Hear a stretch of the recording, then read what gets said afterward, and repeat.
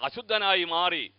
അതുകൊണ്ട് നമ്മുടെ ജീവിതം ഓർക്കണം, ധനത്തിൻ്റെ അഹങ്കാരം, ജ്ഞാനത്തിൻ്റെ അഹങ്കാരം, സൗന്ദര്യത്തിൻ്റെ അഹങ്കാരം, നെകളം, ഇത് നാലും കൂടെ കൂടിക്കഴിഞ്ഞാൽ ഏത് വ്യക്തിയാണെന്ന് പറഞ്ഞു കഴിഞ്ഞാലും ആ വ്യക്തി അശുദ്ധനായി തീരും. ആ വ്യക്തി ദൈവസന്നിധിയിൽ നിന്ന് നഷ്ടപ്പെട്ടു പോകേണ്ടതായി വരുമെന്ന് കാണുവാൻ സാധിക്കും. ഈ 4 സ്വഭാവം അവനിൽ വ്യക്തമായി വന്നു കഴിഞ്ഞപ്പോൾ വലിയവനായ ദൈവം തമ്പുരാൻ ഇങ്ങനെ പറഞ്ഞു, അരുണോദയ പുത്രനായി ശുക്ര, നീ വെട്ടേറ്റു നിലത്തു വീണതെങ്ങനെ? അവനെ വെട്ടി ഭൂമിയിലേക്ക് ഇട്ടു.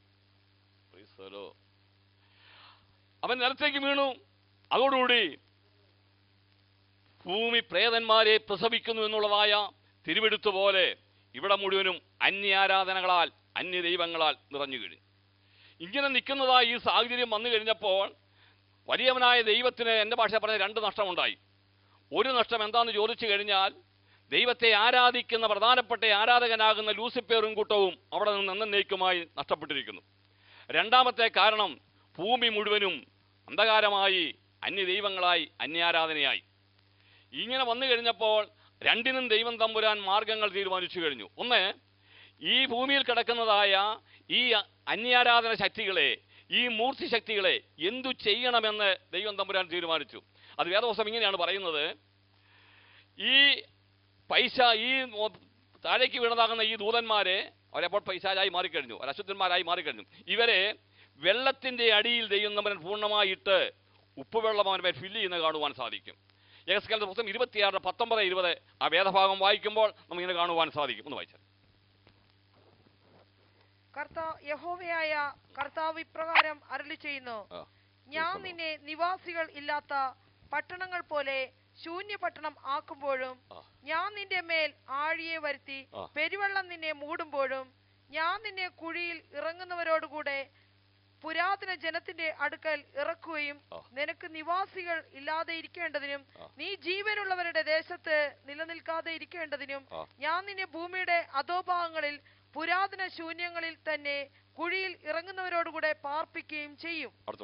ഞാൻ നിന്നെ ശീഘ്രനാശത്തിന് ഏൽപ്പിക്കും, നീ ഇല്ലാതെ ആയി പോകും, നിന്നെ അന്വേഷിച്ചാലും ഇനി ഒരിക്കലും നിന്നെ കണ്ടെത്തുകയില്ല എന്ന് യഹോവയായ കർത്താവിന്റെ അരുളപ്പാട്. എന്നിട്ട് ഈ താഴെ വീണതാകുന്ന ഈ ദൂതന്മാരെ ദൈവം തമ്പുരാൻ ഭൂമിയുടെ അധോഭാഗത്തിലേക്ക് തള്ളി, എന്നിട്ട് ആഴിയെ വിളിച്ച് അവന്റെ മേൽ മൂടി.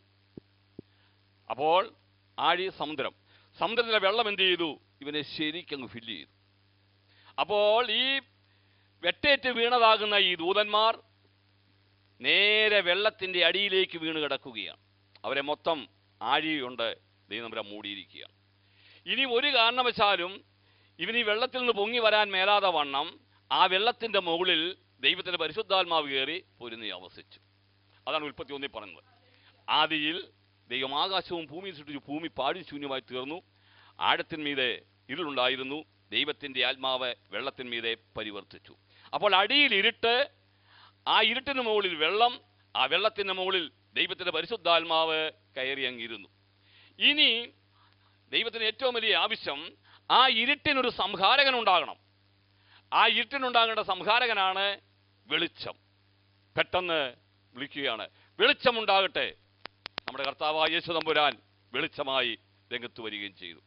പിശാചിൻ്റെ സംഹാരകനായി, പിശാചിൻ്റെ തലയെ തകർക്കുന്നവനായി വെളിച്ചമായ കർത്താവായ യേശു തമ്പുരാൻ ഭൂമിയിലേക്ക് വരുന്ന കാണുവാൻ സാധിക്കും. യേശു പറഞ്ഞ, ഞാൻ ലോകത്തിൻ്റെ വെളിച്ചമാകുന്നു എന്ന് പറയാനുള്ള കാരണം, ആ വെളിച്ചം നമുക്കുണ്ടായെങ്കിൽ മാത്രമേ നമുക്ക് എന്ത് ചെയ്യാൻ സാധിക്കുകയുള്ളൂ? ഒരു ദൈവമഹത്വം പ്രാപിച്ചെടുക്കുവാൻ സാധിക്കുകയുള്ളൂ. അതുകൊണ്ടാണ് പറയുന്ന കർത്താവായ യേശു തമ്പുരാൻ പറഞ്ഞു, നിങ്ങൾ ഇപ്പോൾ വെളിച്ചമുട്ടുന്ന മക്കളാകുന്നു, വെളിച്ചമുള്ളിടത്തോളം കാലം അവനോട് കൂടെ നടക്കുക. ഇരുട്ടിന് അധീനരായി പോകാതിരിക്കണമെങ്കിൽ, ഈ ഇരുട്ടിനെ കീഴ്പ്പെടുത്താതിരിക്കണമെങ്കിൽ യേശുക്രിസ്തു ആകുന്ന ആ സത്യ വെളിച്ചത്തെങ്കിലേക്ക് ഞാനും നിങ്ങളും വരണം. അതാണ് അവിടെ നിന്ന് ഉദ്ദേശിച്ചത്. അപ്പോൾ വെളിച്ചം ഉണ്ടാകട്ടെ എന്ന് ദൈവം കൽപ്പിക്കാനുള്ള കാരണം അതായിരുന്നു. രണ്ടാമത്തെ ഭാഗത്തേക്ക് കർത്താവ് പറഞ്ഞു, ഒന്നുമില്ലാതെ ഇങ്ങനെ മൊത്തം ഇങ്ങനെ കിടക്കുമ്പോൾ പറയാണ്, വെള്ളങ്ങളുടെ മീതെ ഒരു വിധാനം ഉണ്ടാകട്ടെ എന്ന് ദൈവം ഒരു വാക്ക് കൽപ്പിച്ചു. ഒറ്റ വാക്കാണ് ദൈവം. വെള്ളങ്ങളുടെ മീതെ ഒരു വിധാനം ഉണ്ടാകട്ടെ എന്ന് ദൈവം ഒരൊറ്റ വാക്കം കൊണ്ട് കൽപ്പിച്ച മാത്രയിൽ നമുക്ക് മേൽപോട്ട് നോക്കിയാൽ ഒരു വിധാനം കാണുവാൻ സാധിക്കും. ഇത് നമ്മൾ സൂര്യകുടുംബം എന്നാണ് പറയുന്നത്. ഇതിന് 2310 കോടി മൈൽ വ്യാസമാണ്. ഇങ്ങനെ 10,000 കോടി ഗാലക്സിയിൽ വേറെയുണ്ട്.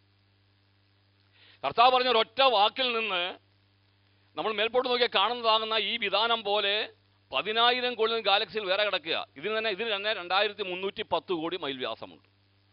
അപ്പം 2310 കോടി മൈൽ വ്യാസമുള്ളതാകുന്ന ഈ സൗരയൂഥത്തെ പോലെ ബാക്കി 10,000 കോടി ഗാലക്സികൾ എൻ്റെ യേശുവിൻ്റെ ഒറ്റ വാക്കിൽ ഉണ്ടാവുകയാണ്.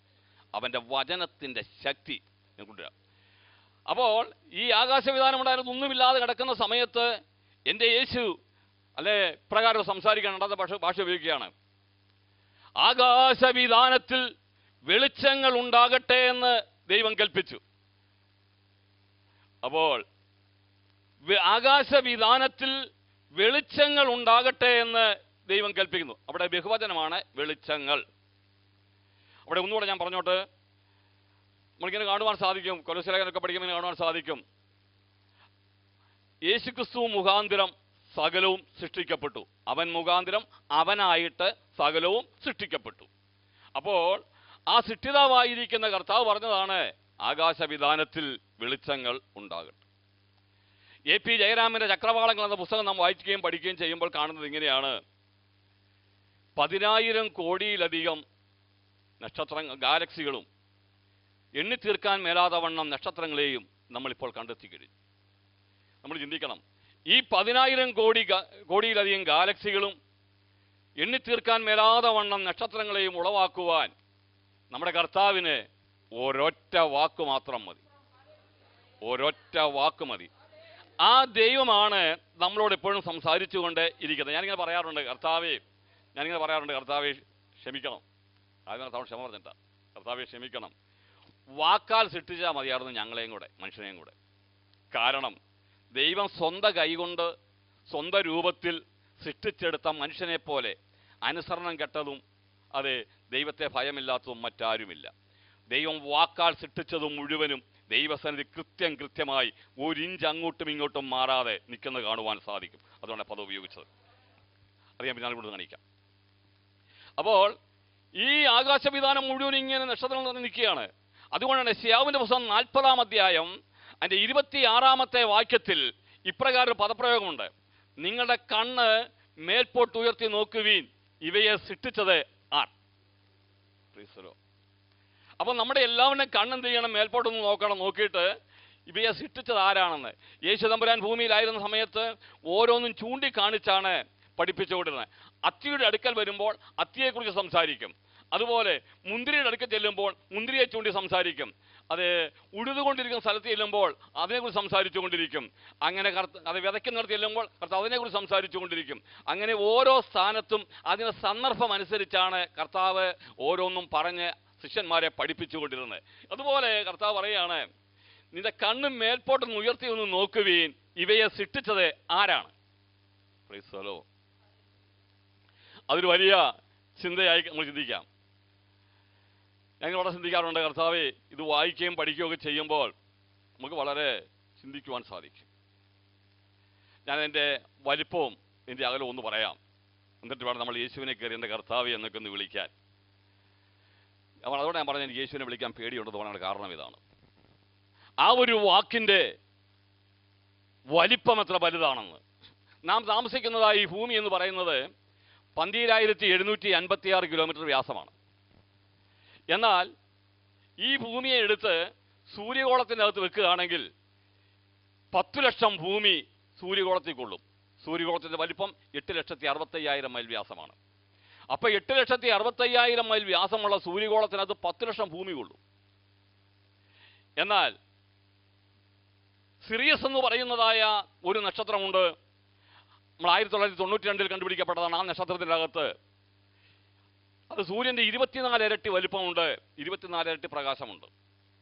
എന്നാൽ ആൻഡ്രമഡ ഗാലക്സിയിൽ നിൽക്കുന്ന ഒരു നക്ഷത്രത്തിൻ്റെ അകത്ത് 50 കോടി സൂര്യന്മാർ കൊള്ളും.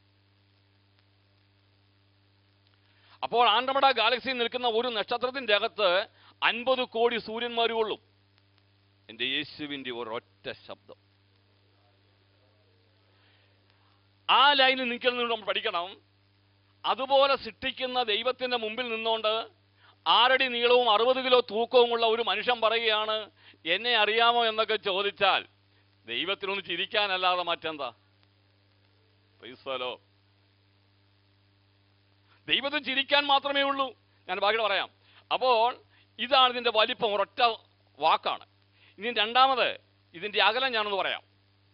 ഞാനിത് വായിച്ചിട്ട് എനിക്ക് തന്നെ ലാസ്റ്റ് എന്ത് ചെയ്തു, വലിയ ബുദ്ധിമുട്ടായി തീർന്നു പഠിക്കാൻ പോയിട്ട്. ഒരു സെക്കൻഡിൽ 1,86,000 മൈൽ സ്പീഡിൽ പ്രകാശം സഞ്ചരിക്കുന്നു. ഇതേ സ്പീഡിൽ നാം ഒരു റോക്കറ്റിൽ യാത്ര ചെയ്യുകയാണ് എങ്കിൽ 1.5 സെക്കൻഡ് കൊണ്ട് ചന്ദ്രനിലെത്താം. ചന്ദ്രനിലേക്കുള്ള ദൂരം 3,87,168 കിലോമീറ്ററാണ്. അപ്പോൾ 1.5 സെക്കൻഡ് മതി. ഇതേ സ്പീഡിൽ നാം യാത്ര ചെയ്യുകയാണ് എങ്കിൽ 8 മിനിറ്റ് 17 സെക്കൻഡ് നാം യാത്ര ചെയ്യുമ്പോൾ ഭൂമിയിൽ നിന്ന് 9,30,00,000 മൈൽ അകലെ നിൽക്കുന്ന, അല്ലെങ്കിൽ 15 കോടി കിലോമീറ്റർ അകലെ നിൽക്കുന്ന സൂര്യനിലെത്തുവാൻ സാധിക്കും. 8 മിനിറ്റ് 17 സെക്കൻഡ്. ഇതേ സ്പീഡിൽ നാം വീണ്ടും യാത്ര ചെയ്യുകയാണ് എങ്കിൽ 4.5 വർഷം യാത്ര ചെയ്യുമ്പോൾ അൽഫാ സെന്ററിയിൽ ചെല്ലുവാൻ സാധിക്കും. ഇതേ സ്പീഡിൽ നാം യാത്ര ചെയ്താൽ 5 വർഷം 17 ദിവസം യാത്ര ചെയ്യുമ്പോൾ പ്ലൂട്ടോയിൽ ചെല്ലുവാൻ സാധിക്കും. ഇതേ സ്പീഡിൽ നാം യാത്ര ചെയ്താൽ 25 ലക്ഷം പ്രകാശ വർഷം യാത്ര ചെയ്യുമ്പോൾ ആൻഡ്രമഡ ഗാലക്സിയിൽ ചെല്ലുവാൻ സാധിക്കും. ഇതേ സ്പീഡിൽ നാം യാത്ര ചെയ്താൽ 900 കോടി വർഷം നമ്മൾ യാത്ര ചെയ്യുമ്പോൾ കോമയിൽ ചെല്ലുവാൻ സാധിക്കും. ഇതേ സ്പീഡിൽ നാം യാത്ര ചെയ്താൽ 1,40,00,000 വർഷം യാത്ര ചെയ്യുമ്പോൾ ക്യാസറിൽ ചെല്ലാൻ സാധിക്കും. ഇതാണ് ഇപ്പോൾ നമ്മൾ കണ്ടുപിടിക്കപ്പെട്ട കണക്ക്. 1,40,00,000 വർഷം നാം യാത്ര ചെയ്താലേ ക്യാസർ എന്ന നക്ഷത്രത്തിൽ ചെല്ലാൻ സാധിക്കുകയുള്ളൂ. എൻ്റെ യേശുവിൻ്റെ ഒരൊറ്റ വാക്ക്, എൻ്റെ യേശുവിൻ്റെ ഒരൊറ്റ ശബ്ദമാണ്. Price the Lord. എന്നെ ഒന്നുകൂടെ ഞാൻ പറഞ്ഞോട്ടെ. ഞാൻ മുമ്പേ പറഞ്ഞല്ലോ യേശു ക്രിസ്തു വെളിച്ചമാണെന്ന് പറഞ്ഞു. ആ ഭാഗത്തിൽ ഒരു കാര്യം കൂടെ എടുത്ത് പറയാനുണ്ട്. നമ്മൾ ഈ വേള കണ്ടുപിടിക്കപ്പെട്ട ഒരു നക്ഷത്രമുണ്ട്. ആ നക്ഷത്രത്തിന്റെ പേര് സൈഗ്നസ് എന്നാണ്. ആ സൈഗ്നസ് എന്ന നക്ഷത്രത്തിന് സൂര്യന്റെ 60 ലക്ഷം ഇരട്ടി പ്രകാശമുണ്ട്. അപ്പോൾ ഈ വേള കണ്ടുപിടിക്കപ്പെട്ടതായ നക്ഷത്രം അതാണ് സൈഗ്നസ്. ആ സൈഗ്നസ് എന്ന നക്ഷത്രത്തിന് സൂര്യന്റെ 60 ലക്ഷം ഇരട്ടി പ്രകാശമുണ്ട് എങ്കിൽ ആ നക്ഷത്രത്തെ സൃഷ്ടിച്ച യേശുവിൻ്റെ പ്രകാശം എത്ര അവർണ്ണനീയം. Price the Lord. അപ്പം യേശു പ്രകാശമാണെന്ന് പറഞ്ഞാൽ പോരാ, നമ്മൾ ചിന്തിക്കണം. സൂര്യന്റെ 60 ലക്ഷം ഇരട്ടി പ്രകാശമുള്ള സൈഗ്നസ് എന്ന നക്ഷത്രത്തെ സൃഷ്ടിച്ച യേശുവിൻ്റെ പ്രകാശം എത്ര വലുതായിരിക്കും. ആ പ്രകാശമാണ് നമ്മളെ ഓരോരുത്തരെയും എന്ത് ചെയ്യുന്നത്, പ്രകാശിപ്പിച്ചുകൊണ്ടേ ഇരിക്കുന്നത്. Price the Lord. ആ പ്രകാശം നമ്മൾ വരുമ്പോൾ നമ്മൾ പ്രകാശിക്കണം. അതുകൊണ്ടാണ് യെശയ്യാ 60 പറഞ്ഞത്, യഹോവയുടെ തേജസ് നിന്റെ മേൽ ഉദിച്ചു. ചില ആൾക്കാരെ നോക്കി എത്രയാണെന്ന് പറഞ്ഞാലും ഈ മുഖശോഭ കാണത്തില്ല. എന്നോട് എല്ലാം ചോദിക്കാറുണ്ട്, എങ്ങനെ ഈ ആൾക്കാർ ചേർത്ത് പിശാചിരിക്കുന്നത് കണ്ടുപിടിക്കാം. ഞാൻ ഒറ്റ കാര്യം, നിന്റെ മുഖം ഒന്ന് കാണിച്ചാൽ മാത്രം മതി. നിന്റെ ശരീരത്ത് അത് അശുദ്ധാത്മാവ് ഉണ്ടോ ഇല്ലയോ എന്ന് വേറെ ഒന്നും നോക്കേണ്ട കാര്യമില്ല, മുഖം ഒന്ന് കണ്ടാൽ മാത്രം മതി. കാരണം ഇവനുള്ള ഒരൊറ്റ വ്യക്തിയുടെ മുഖം എന്ത് ചെയ്യത്തില്ല, പ്രകാശിക്കത്തില്ല. അതുകൊണ്ട് ഇനിയൊന്ന് അന്നൊന്ന് പ്രകാശിപ്പിച്ചിട്ടേ ഉള്ളെന്ന് കണക്കൂട്ടി ചിരിക്കാം. ചിരിച്ചാലും ആകത്തില്ല. കാരണം കർത്താവ് പറഞ്ഞൊരു ഭാഷയുണ്ട്, ഹൃദയത്തിൻ്റെ കണ്ണാടിയാണ് മുഖം. ഹൃദയത്തിൽ എന്താണോ ഇരിക്കുന്നത് അത് മുഖത്ത് വെളിപ്പെട്ട് വരും, യാതൊരു സംശയവുമില്ല. അതാണ് എൻ്റെ ഏറ്റവും വലിയ, നമുക്കറിയാം ഈ ഇഞ്ചിയും ഏലവും നെല്ലും ഒക്കെ കൃഷി ചെയ്ത് കഴിഞ്ഞാൽ ഉടനെ പെട്ടെന്ന് അത് കിളുത്തു വരും. കുറേ ദിവസം കഴിഞ്ഞ് കഴിഞ്ഞാൽ പിന്നെ എന്തല്ലോ അതിന് കൂമ്പ് പൊട്ടാറില്ല. അതിൻ്റെ ഒരു ചെറിയ മഞ്ഞളിപ്പൊക്കെ അടിച്ചൊരു മഞ്ഞ കളറൊക്കെ അടിച്ചിരിക്കുന്നത് കാണാം. നമ്മൾ പുറമേ നിന്ന് നോക്കിയാൽ ഒരു കാരണവശാലും മനസ്സിലാകത്തില്ല ഇതെന്ത് സംഭവിച്ചതെന്ന്. ഒറ്റ കാര്യം ശ്രദ്ധിക്കുക, പുറമേ നോക്കിയാൽ യാതൊരു കുഴപ്പവുമില്ല, എന്നാൽ ഇതിന് പുതിയ കൂമ്പ് പൊട്ടുകയില്ല. ഒരു ചെറിയ ബ്ലേഡ് എടുത്ത് ആ ഇഞ്ചിയുടെ തടയോ അല്ലെങ്കിൽ ആ നെല്ലിൻ്റെ അല്ലെങ്കിൽ ഏലത്തിൻ്റെ തട്ട പതുക്കെ അങ്ങോട്ട് കീറി വിടുക. കീറി ഇങ്ങോട്ട് വരുമ്പോൾ അതിൻ്റെ അകത്തൊരു തണ്ടുതുരപ്പം മുഴുവൻ ഇരിപ്പുണ്ട്. ആ തണ്ടുതുരപ്പം മുഴുവനെ ആർക്കും കാണാൻ സാധിക്കത്തില്ല. അവൻ പറഞ്ഞു, ഇനിയും നിനക്ക് കൂമ്പ് പൊട്ടണോ പൊട്ടണ്ടോ എന്ന് ഞാനാ തീരുമാനിക്കുന്നത്.